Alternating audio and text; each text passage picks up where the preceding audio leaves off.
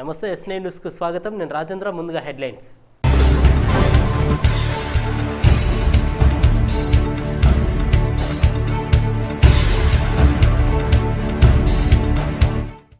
దేశం అభివృద్ధి చెందాలంటే మళ్ళీ ప్రధానిగా నరేంద్ర మోదీ కావాలి. మీడియా సమావేశంలో ఎంపీ జితేందర్ రెడ్డి వెల్లడి.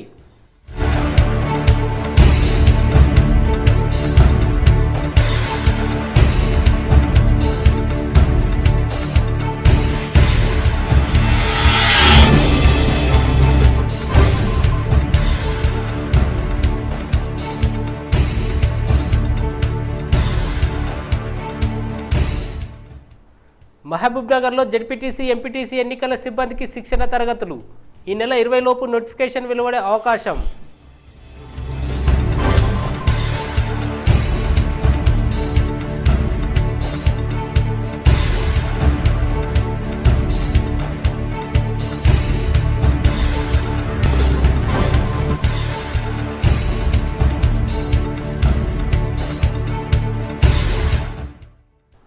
జిల్లాలో మండుతున్న ఎండలు, 40 డిగ్రీల ఉష్ణోగ్రతలు నమోదు. తగిన జాగ్రత్తలు తీసుకోవాలన్న వైద్యులు.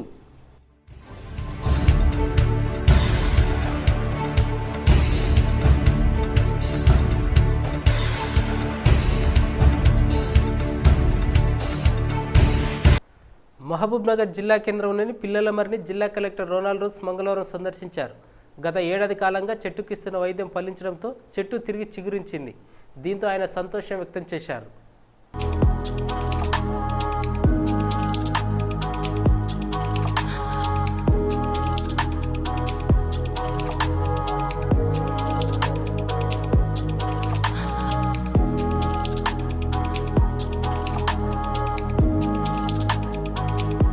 భారతదేశం అన్ని రంగాల్లో అభివృద్ధి చెందాలంటే నరేంద్ర మోదీ మరోసారి ప్రధాని కావాలని దేశ ప్రజలందరూ చూస్తున్నారని మహబూబ్నగర్ పార్లమెంటు సభ్యుడు జితేందర్ రెడ్డి వెల్లడించారు.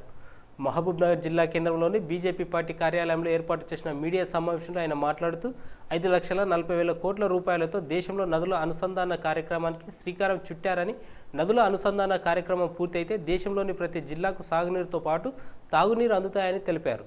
రాష్ట్రంలో తెరాస పార్టీ ప్రభుత్వం ప్రజా వ్యతిరేక విధానాలను కొనసాగిస్తుందన్నారు. రాష్ట్రంలో రెవెన్యూ ఉద్యోగులను భయభ్రాంతులకు గురిచేసే విధంగా నూతన రెవెన్యూ చట్టాన్ని కేసీఆర్ తీసుకువస్తానని చెప్పడం పట్ల ఉద్యోగులు ఆలోచించుకోవాలన్నారు. జిల్లా కలెక్టర్లకు ఉండే నిధులను పూర్తిగా మంత్రులకు అప్పజెప్పాలని ప్రభుత్వం చూడటం పట్ల ఆయన అభ్యంతరం వ్యక్తం చేశారు. రెవెన్యూ పూర్వపాలక చట్టంలో తీసుకువచ్చే మార్పుల గురించి ప్రజలకు ప్రభుత్వం ముందుగానే వివరించాలని జితేందర్ రెడ్డి డిమాండ్ చేశారు. భారతదేశంలో జరుగుతున్న క్రైసిస్ కానీ,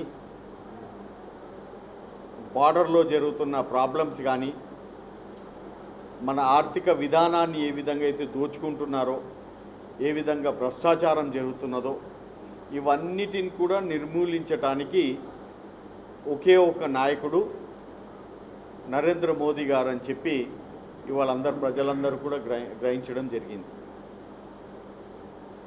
దేశవ్యాప్తంగా ప్రజలందరూ మోదీ గారు వస్తేనే, స్థిరమైన ప్రభుత్వం ఉంటేనే ఈ దేశం బాగుపడుతుంది. నదుల అనుసంధానం ప్రక్రియ కూడా ఏదైతే తీసుకున్నారో 5,45,000 కోట్ల రూపాయలతోటి జరుగుతున్న ఈ నదుల అనుసంధానం ప్రాజెక్టులు ఏవైతున్నాయో అవి కూడా పూర్తి చేయగలే శక్తి, సామర్థ్యము నరేంద్ర మోదీ గారికి, వారి మినిస్ట్రీకే ఉంది అని చెప్పి ప్రజలందరూ కూడా ఇవాళ భావిస్తూ, ఈ రివర్ లింకేజ్ ప్రోగ్రాం పూర్తి అయితే ప్రతి జిల్లాలో, భారతదేశంలో ఉన్న ప్రతి జిల్లాలో అందరికీ కూడా సాగునీరు, తాగునీరు అందే విధంగా ఈ ప్రాజెక్ట్ ఉంటుందని చెప్పి ప్రజలు కూడా హర్షిస్తున్నారని చెప్పి తెలియజేస్తున్నాం. ఈ విధమైన ఏదైతే మా అందరికీ పార్లమెంట్ మెంబర్స్కు ఏ విధంగా అయితే సహకరించిండ్రో, దేశం గురించి కూడా ఆలోచించిండ్రో, అదేవిధంగా జరగబోయే లోకల్ బాడీ ఎలక్షన్స్ ఏవైతున్నాయో, జెడ్పీటీసీ, ఎంపీపీ ఎలక్షన్స్ ఉన్నాయో, ఎంపీటీసీ ఎలక్షన్స్ ఉన్నాయో, దాంట్లో కూడా సహకరించాలని చెప్పి ఇవాళ ఉమ్మడి జిల్లా Bharatiya Janata Party core committee meet అవ్వడం జరిగింది. దాంట్లో తీసుకున్న డిసిషన్ ఏదంటే ప్రజలందరూ కూడా చాలా ఉదారంగా ఉన్నారు. ప్రజలందరూ కూడా ఎవరు మంచి పార్టీ, ఏది మంచి పార్టీ, ఏది నిజంగా ప్రజల పార్టీ అని గ్రహించింది. కాబట్టి ఈసారి కోర్ కమిటీ కూర్చొని ఉమ్మడి జిల్లాలో అన్ని జెడ్పీటీసీ సీట్లు, ఎంపీటీసీ సీట్లు అన్నిట్లో కూడా పోటీ చేసి ఇక్కడ ఉన్న జిల్లా పరిషత్తు సీటును కైవసం చేసుకోవటానికి దృఢ నిశ్చయం చేసింది అని చెప్పి కూడా మేము తెలియజేస్తున్నాం.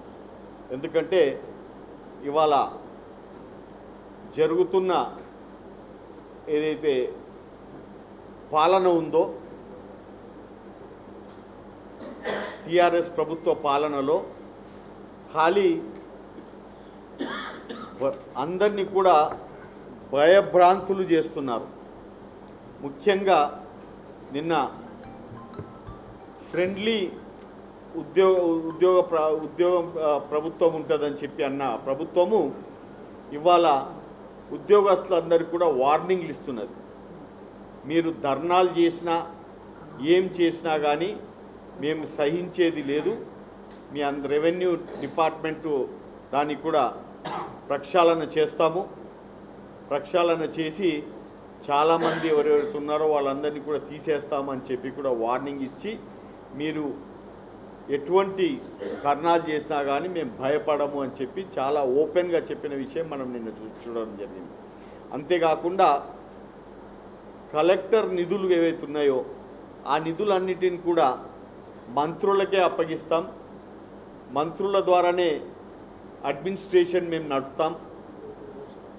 అంటే ఐఏఎస్గా పనిచేస్తున్న కలెక్టరు ఒక అడ్మినిస్ట్రేటర్గా ఉన్న వాళ్ళ ఉద్యోగస్తులను కూడా మేము బేఖాతరు చేస్తూ మేము పార్టీ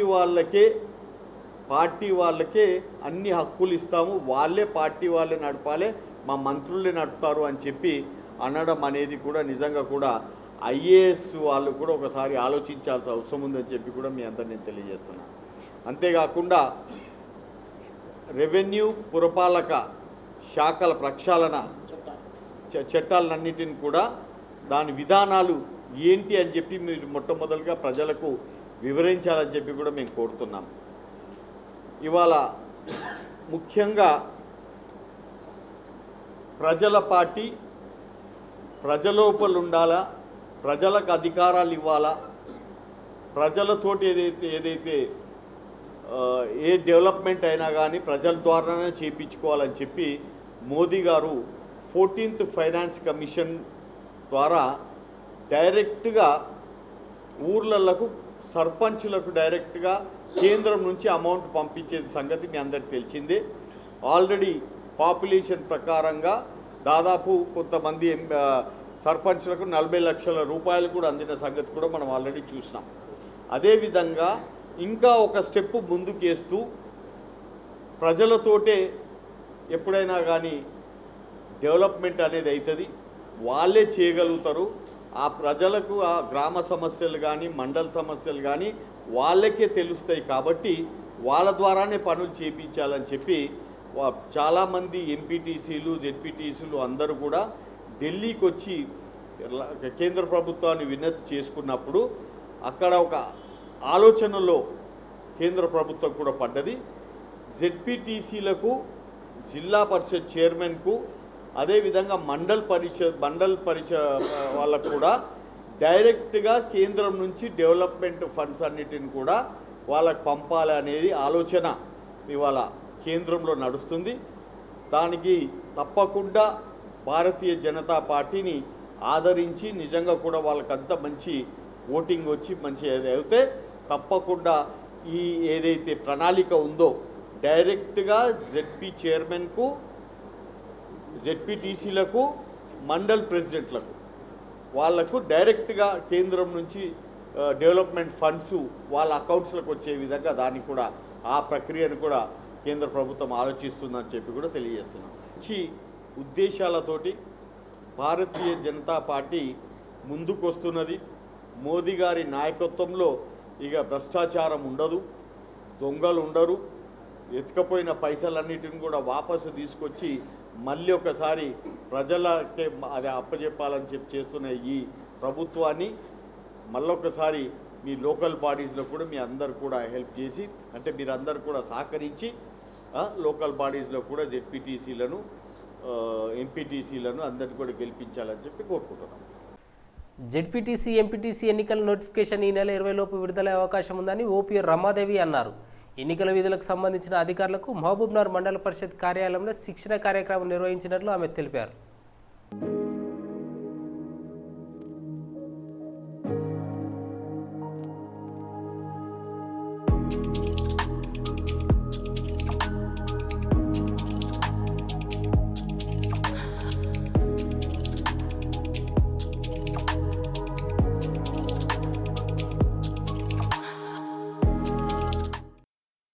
జెడ్పీటీసీ ఎంపీటీసీ ఎన్నికల నోటిఫికేషన్ 18th నుంచి 28th వరకు విడుదలయ్యే అవకాశాలు ఉన్నాయని చెప్పినందుకు ఈ కార్యక్రమంలో భాగంగా మాకు ఓపీఓగా విధులు నిర్వర్తించడానికన్నా ఆర్డర్స్ ఇవ్వడం జరిగింది. సో ఆర్డర్స్ ప్రకారం ఓపీఓగా ఈరోజు విధులు నిర్వర్తించడానికి ట్రైనింగ్ అటెండ్ కావడానికని మండల పరిషత్ మహబూబ్నగర్ కార్యాలయానికి వచ్చాము. సో సీరియల్ నెంబరు ఎంప్లాయ్ ఐడితో ప్రకారం మేము చూసుకొని అక్కడ అటెండెన్స్లో సిగ్నేచర్ పెట్టడం జరిగింది. సో మహబూబ్నగర్ అర్బన్ అనేది మున్సిపల్ పరిధిలో వస్తుంది కాబట్టి పోస్టల్ బ్యాలెట్కి అప్లై చేసుకోకూడదని, రూరల్లో పనిచేసే ఉపాధ్యాయులు ఎవరైనా ఉన్నట్టయితే వాళ్ళు పోస్టల్ బ్యాలెట్ అప్లై చేసుకోమని ఇక్కడ ఎంపీడీఓ గారు చెప్పడం వల్ల మేము మహబూబ్నగర్ లోకల్ అయినందుకు మేము ఇక్కడ పోస్టల్ బ్యాలెట్కి అప్లై చేసుకోలేదండి. సో ఈ కార్యక్రమం సజావుగా ఉపాధ్యాయులు చాలా పెద్ద ఎత్తున అటెండ్ కావడం జరుగుతుంది. తర్వాత ఇది కార్యక్రమం మొత్తం ఎన్నికల కార్యక్రమం మొత్తం కూడా 23 డేస్లో కంప్లీట్ చేయాలన్న ఉత్తర్వులు వచ్చే అవకాశాలు ఉన్నాయి కాబట్టి ఈ సందర్భంగా అందరు ఉపాధ్యాయులు కూడా పాల్గొని ఈ కార్యక్రమం అంతా విజయం చేస్తారని కోరుకుంటున్నాను.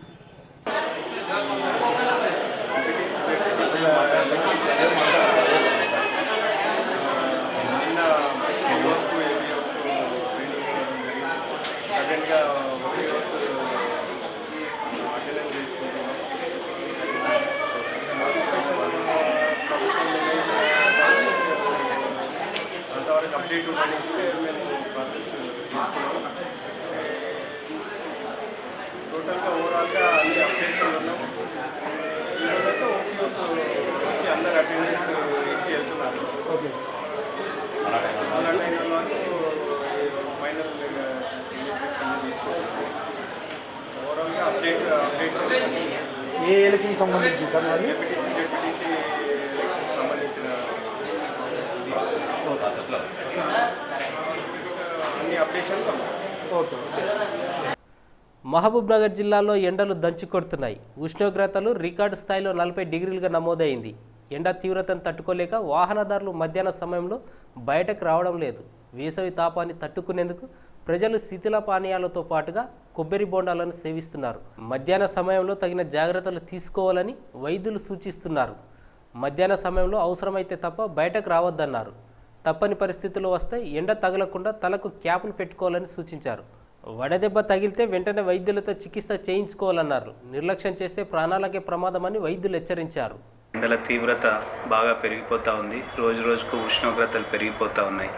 దీనివల్ల మనకు జరిగే నష్టాలేంటి, వాటిని ఎలా ప్రివెంట్ చేయాలి, ఎలా వాటిని మనం ఫేస్ చేయాలనేది చూద్దాం.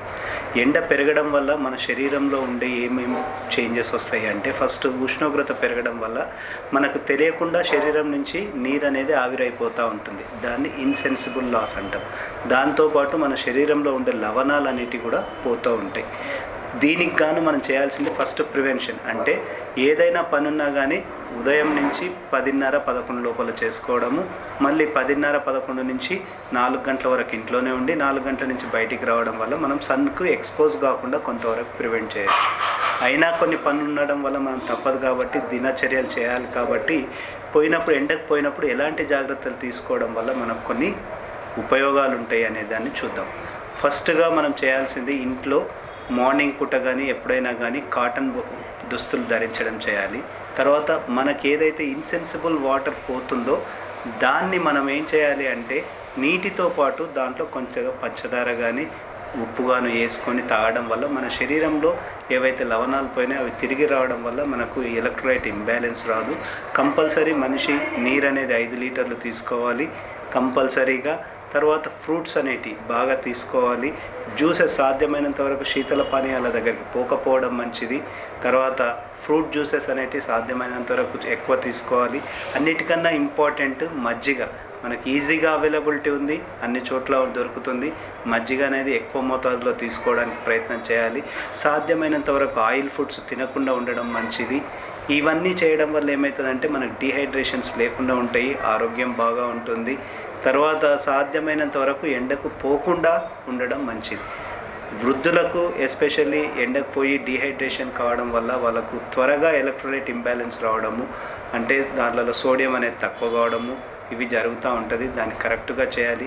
సన్ స్ట్రోక్ ఏదైతే మనం ఎండబెట్ట కొడుతుంటుందో ఆ సన్ స్ట్రోక్ వచ్చినప్పుడు ఎర్లీగా డిటెక్షన్ చేసుకొని ఫ్లూయిడ్ ఇంబ్యాలెన్స్ అనేది కరెక్ట్ చేసుకొని లవణాలు కరెక్ట్ చేసుకోవడం వల్ల సాధ్యమైనంత వరకు మనము ఈ బారిన పడకుండా మన ఆరోగ్యాన్ని కాపాడుకోగలము. ఎంతసేపటికి నీడ పట్టున ఉండి ఆటలు ఆడుకునేట్టు చేయాలి. కంపల్సరీ కాటన్ దుస్తులు వేయాలి. నీళ్లు కంపల్సరీగా తాపాలి. నీళ్ళల్లో ఓఆర్ఎస్ శాచెట్స్ కానీ, ఆ ఓఆర్ఎస్ శాచెట్స్ లేకుంటే సింపుల్గా మనం ఇంట్లోనే ఒక గ్లాస్ నీళ్ళలో ఒక చెంచా పంచదార, ఒక చిటికెడు ఉప్పేసి తాగడము, నిమ్మకాయ నీళ్లు తాగడము, లేదంటే మజ్జిగ తాగడము, ఇవి చేయాలి. సాధ్యమైనంత వరకు శీతల పానీయాలు, ఇవి ఐస్ క్రీమ్స్ కానీ లేకుంటే కూల్ డ్రింక్స్ కానీ అవాయిడ్ చేయడం బెటర్. సో ఈ మధ్యలో ఎండలు చాలా విపరీతం 40 దాటిపోతున్నవి. ఎండలు దాటిపోవడం వల్ల కంపల్సరీ వాటర్ బాటిల్ ఎంబడి ఉంచుకోవాలి. వాటర్ బాటిల్ ఉంచుకున్నట్లయితే అంటే ఎండ సోడా బాగా వేయడం జరుగుతుంది. దానివల్ల బాడీలో ఉన్న వాటర్ డిహైడ్రేషన్ కావడం సంభవిస్తుంది. దానివల్ల చాలా క్రిటికల్ పొజిషన్కు దారితీస్తుంది. వాటర్ ఉన్నట్లయితే కొద్దిగా వాటర్ డిహైడ్రేషన్ కాకుండా రక్షించుకోవచ్చు. తర్వాత సమ్మర్లో ఎక్కువగా కూల్ డ్రింక్స్ కంటే చల్లని నీళ్ళు, కుండల్లో నిల్వ చేసిన నీళ్ళు కానీ, తర్వాత కొబ్బరి నీళ్ళు తాగడం వల్ల ఈ వడదెబ్బ వేయకుండా రక్షించుకోవచ్చు. నారాయణపేట జిల్లా మక్తల్ పట్టణంలోని శ్రీ అయ్యప్ప స్వామి జన్మదినం సందర్భంగా స్వామివారికి ఘనంగా పూజలు నిర్వహించారు. ముందుగా స్వామివారికి పంచామృత అభిషేకం మరియు పాదునెట్టం పడిమెట్ల పూజ నిర్వహించడం జరిగింది. అనంతరం స్వామివారికి మంగళహారతులు సమర్పించి భక్తులకు తీర్థ ప్రసాద వితరణ నిర్వహించారు. ఈ కార్యక్రమంలో భక్తులు అధిక సంఖ్యలో పాల్గొన్నారు. శరణం గణేశ శరణం శరణం శరణం గణేశ శరణం శరణం శరణం గణేశ పార్వతి పుత్ర శరణం గణేశ పరమ దయాళ శరణం గణేశ శరణం గణేశ శరణం గణేశ శరణం శరణం శరణం గణేశ శరణం శరణం శరణం గణేశ శరణం శరణం శరణం గణేశ సిద్ధి వినాయక శరణం గణేశ బుద్ధి ప్రదాత శరణం గణేశ శరణం గణేశ శరణం గణేశ శరణం శరణం శరణం గణేశ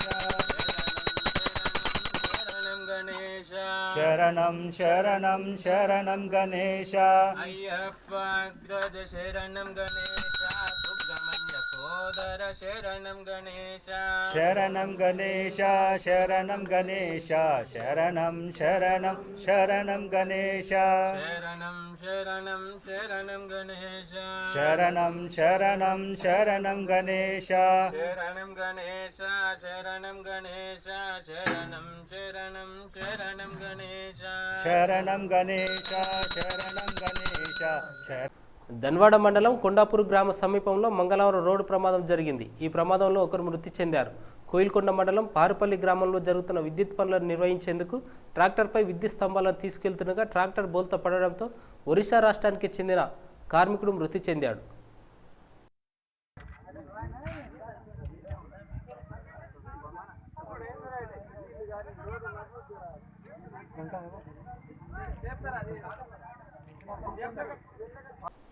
వార్తలు ముగించే ముందు ముఖ్యాంశాలు మరోసారి.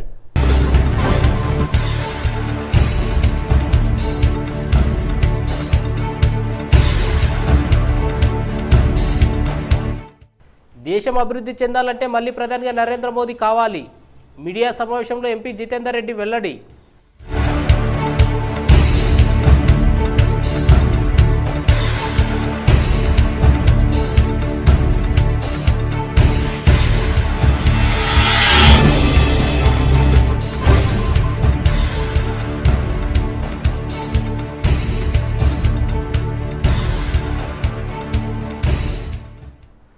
మహబూబ్నగర్లో జెడ్పీటీసీ ఎంపీటీసీ ఎన్నికల సిబ్బందికి శిక్షణ తరగతులు ఈ నెల 20 లోపు నోటిఫికేషన్ వెలువడే అవకాశం.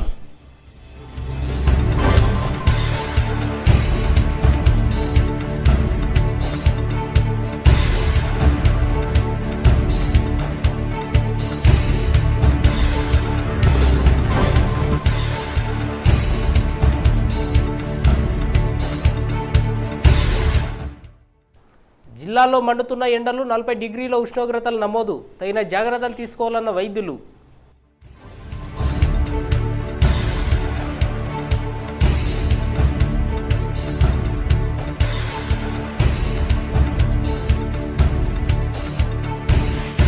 ఇవి బులెటిన్ విశేషాలు. మరో బులెటిన్లో మళ్ళీ కలుసుకుందాం. చూస్తూనే ఉండండి S9 న్యూస్.